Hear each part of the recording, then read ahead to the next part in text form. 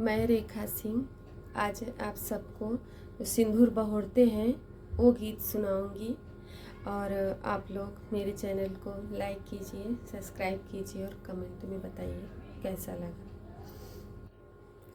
हाठी क सिंदूरा महंग भैले बाबा, चुनरी भैल अनमोल हो। हाठी क सिंदूरा महंग भैले बाबा, चुनरी भैल अनमोल हो।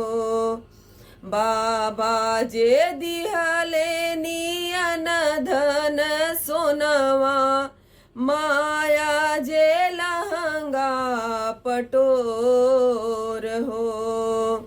बाबा जे दिहले नियन धन सोनवा, माया जे लहंगा पटोर हो।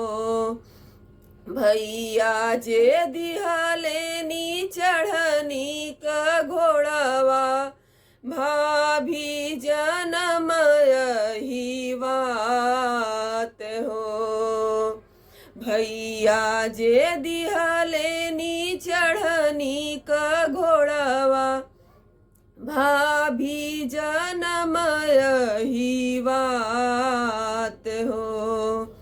बाबा क धनवा मई कई दिन खइबे, फटी जई है लहंगा पटोर हो।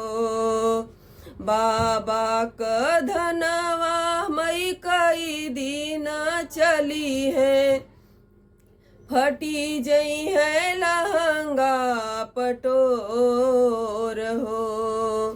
भैया क घोड़वा मई नग्र घूमऊबै, भाभी क बढ़े यही बात हो।